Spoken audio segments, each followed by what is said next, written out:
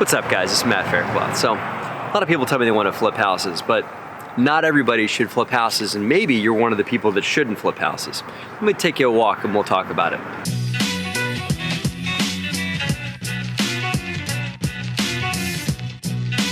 Not every investor should flip houses, and it's okay. And I'm not judging you, I'm just saying that not everybody might not be equipped for it. So here's the reasons I think you shouldn't be flipping houses if you're thinking about doing it, right? Number one is if you're operating by yourself. Fix and flips, like most other real estate ventures, take a team.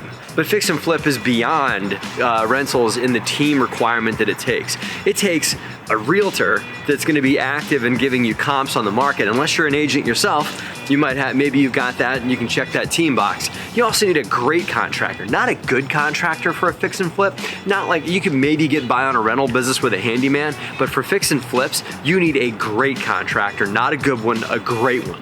One that's going to take your payments and do the right thing with it. One that's going to not bury things in the walls, that's not going to do a crummy job with your fix and flip. Because you know why? It will come up. Home inspectors these days, they're going to inspect that fix and flip once you're done with it, are going to do their job, which is to uncover any problem the house may have, and they will tell the buyer about it. So I promise you, every fix and flip that I've ever seen things swept under the rugs on, eventually the rug was lifted up by somebody.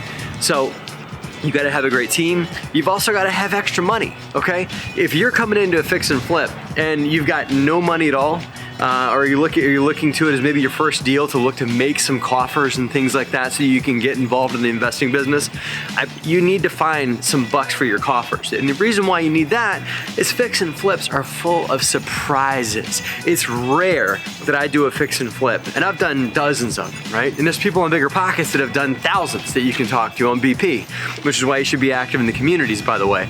But on the dozens of fix and flips that I've done, we've always had a surprise. I've had one property where we opened up the wall, one of the walls, and found out the whole property had been eaten alive by termites. We didn't know about it until we had gotten into the house.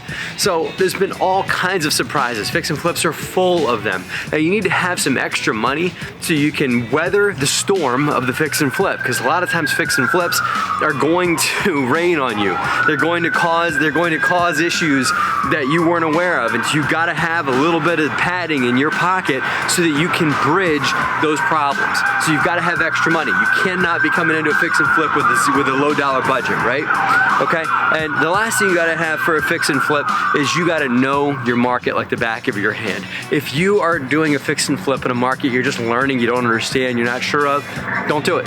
Don't do a fix and flip in a market you don't know very well.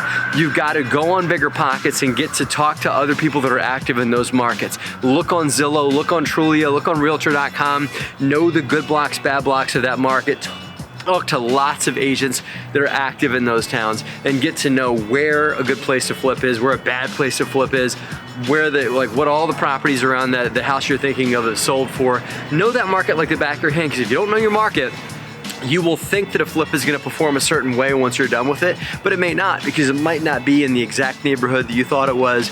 Maybe the market shifts or whatever it is, but you got to have your market knowledge down. Those are the reasons why you guys shouldn't be doing flips. There's a million reasons why you should be doing fix and flips, but those three, if you can't check those three boxes, you should not be doing fix and flips. There's lots of other real estate ventures you can get yourself into, but until you can do those three things properly, have a great team, have some extra bucks, and know your market like the back of your hand, stay away from fix and flips. That's what I got for you today, guys.